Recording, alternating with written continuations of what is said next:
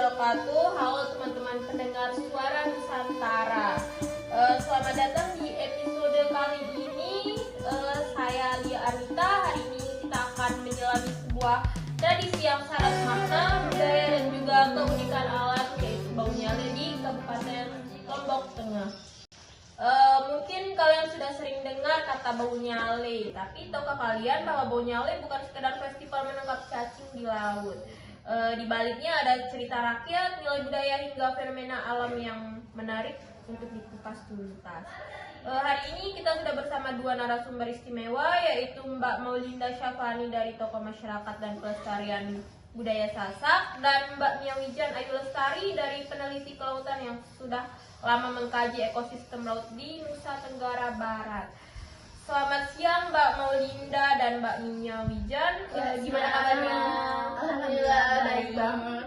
Oke, kita akan lanjut ke segmen sesi tanya jawab ya. Nah, di sini menurut Mbak Maulinda, mungkin bisa dijelaskan dulu ke pendengar apa sih itu bau nyale menurut masyarakat di Lombok Tengah? Oke, di sini saya akan menjelaskan bagaimana tradisi bau nyale yang ada di Lombok Tengah. Bau nyale yaitu menangkap nyale atau cacing laut yang dilakukan secara turun-temurun oleh masyarakat. Dan di sini bukan hanya soal menangkap nyale, tapi ini adalah salah satu perwujudan rasa syukur dan penghormatan pada alam.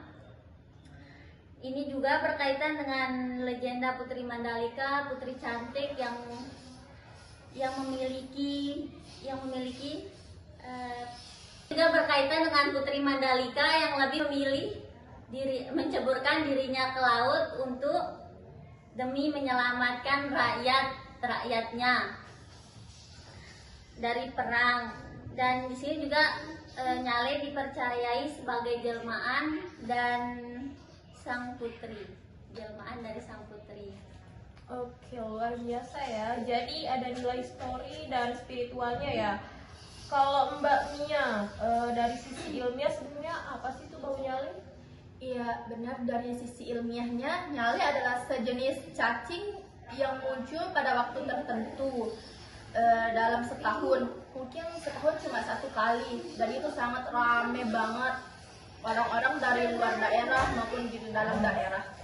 Kemunculannya dipengaruhi oleh siklus bulan, arus laut, dan suhu air. Fenomena ini memang menarik perhatian dari berbagai mancanegara karena sudah menjadi bagian dari keseimbangan ekosistem pesisir. Ya, seperti itu sih. Bagus sekali ya. Iya. Dari menurut Mbak Maulinda ini, bagaimana sih biasanya masyarakat mempersiapkan diri untuk bau nyale? Bau nyale itu? Oke, di sini masyarakat mempersiapkan dirinya dari malam hari untuk melakukan tradisi bau nyale, dan mereka juga mempersiapkan peralatan sederhana yang akan bau nyale tersebut. Dan di sini juga lebih dari itu, sebelumnya mereka mempunyai ritual seperti doa-doa sederhana, upacara sederhana, dan kegiatan zikir kecil sebagai bentuk syukur di dalam adat tersebut. Oke. Nah, dari sisi Mbaknya Wijan, kalau dari sisi lingkungan, apakah bau nyale ini berdampak pada ekosistem laut atau gimana? Iya, menurut sisi lingkungannya, kalau di lingkungan secara bijak dan tetap menghargai keberadaan nyale, tidak berdampak buruk.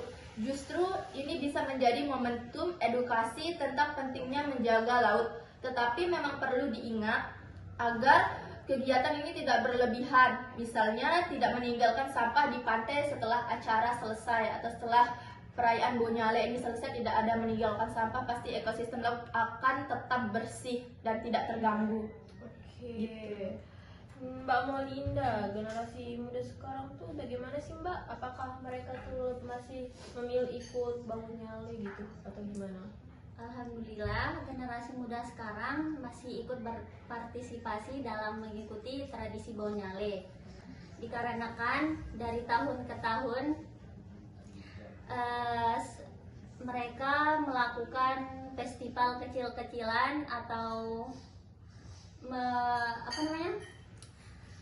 melakukan karaoke kecil-kecilan seperti itu Dan kita juga di sini tetap harus sering mengingatkan makna asli dari tradisi Bonyale itu apa, biar anak-anak muda tidak hanya menjadikan sebagai hiburan, tapi juga paham apa itu nilai budaya dan pesan moralnya.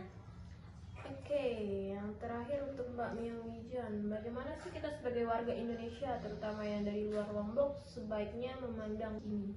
Ya, sebaiknya mungkin dari diri saya berharap kita semua menghargai tradisi seperti Baunyale ini sebagai warisan budaya yang kaya akan makna. Bukan hanya saya sih, untuk semua orang yang ada di Lombok, terutama jangan hanya melihat dari sisi festivalnya saja, tetapi juga nilai filosofi, kearifan lokal, dan keterkaitan dengan kelestarian alamnya sendiri. Itu aja sih dari saya. Wah, terima kasih banyak ya buat Mbak Maulinda Syafani dan Mbak Mia Wijan atas sharing yang luar biasa hari ini. Kita jadi semakin paham bahwa Bau Nyale bukan hanya soal menangkap nyali ya, tapi juga soal cinta pada budaya, alam, dan sejarah ya. Untuk teman-teman pendengar setia Nusantara, jangan lupa